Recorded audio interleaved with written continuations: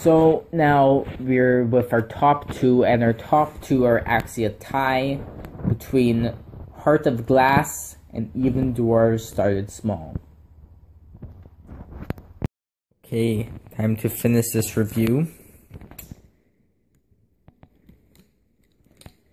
So, I'm going to start off with Even Dwarfs Started Small, because that was how I was introduced to Werner Herzog. And once I saw that movie, I said, that was a freaking weird movie. And usually when I decide that I'm going to watch all of the films of a director, there's three different cases. The first case is that I've heard their name being shouted out so many times, I figured that they must be interesting. The other case is that I coincidentally watched more than one of their movies and found I really liked them. And the third case is that I only watched one of their movies and I was absolutely floored by it. I decided I must watch everything that the person behind this movie has made. And that was the reaction that was evoked out of me from Even Dwarfs Started Small. And I think I should rewatch that movie and give it a full review after I finish watching Herzog's documentaries, which I might give some reviews there. Anyways, Even Dwarfs Started Small is this weird tale about dwarves. And yeah. Pretty much, I believe every actor in that film is a dwarf. And I don't know if... And this... Probably a lot of them were actually non-actors, as Herzog has been known to recruit non-actors for his films. And this film has a little controversy surrounding it because it does include real animal deaths, and Herzog has regretted that decision to have the deaths of real animals in his film, and that's one of his... Anyways, so some people do not like it for that reason, and that's a little unfortunate because I believe it is a piece of art, and a lot of Herzog fans even would disagree with me because, I don't know, people just don't like that movie as much as his other films, which is understandable because it's his most inaccessible movie. Well, maybe his most inaccessible movie when you compare it to Heart of Glass, which is maybe even more inaccessible or just as inaccessible as Even Dwarfs Started Small. But Heart of Glass is more obscure and than Even Dwarfs Started Small. So I don't want to be rambling here. Yeah, Even Dwarfs Started Small, it's this crazy, weird ride, and it's a beautiful, well done piece of filmmaking. I'm not crying. Heart of Glass is a film where I started watching it not knowing what to expect. Usually when I start watching a film, I don't look up any synopsis, see any trailers. I just start watching it.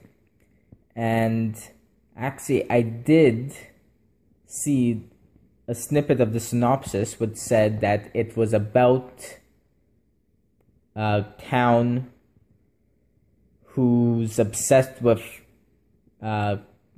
this glass blower, or more like they're obsessed with the glass that this glass blower used to make, but then he died.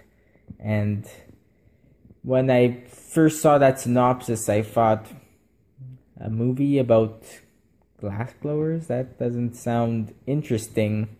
And this film is, well, I guess it's not very interesting because it's more, and I would call it boring, so to say, because not a lot happens and it's extremely slow. But that's the beauty of this film and of many other Herzog films, which share this slow characteristic in that it's mesmerizing. You can't look away and you just fall under the hypnotic spell of it. And it's uber weird and bizarre and has lots of memorable moments. Some of my favorite moments on film is in that movie, and I'll share it with you. One of my favorite moments is the moment where these two friends, one of them has died and the other is drunk, and he's dancing with his corpse, and it's a scene that just starts off as funny and becomes sad and then goes back to funny again at the same time. It just is full of two conflicting emotions, and it's that, you know what, I originally had this at a tie, but I think Heart of Glass takes the cake. I think that Heart of Glass is Werner Herzog's greatest achievement. And I can't even believe I didn't even mention this, but yet Heart of Glass, the story behind Heart of Glass is that it's made up of lots of non-actors, and every member of the cast has been hypnotized. And it's kind of strange how my top two, in one, every member of the cast is are dwarves. In the other, they've all been hypnotized. And it kind of gives both films this otherworldly feel of it, as if almost every non-normal thing, everything that's not normal, like people being hypnotized like zombies, and dwarves, which are viewed as not normal. You don't see a dwarf every day, and if you do, people notice. It's not a thing, everyday thing.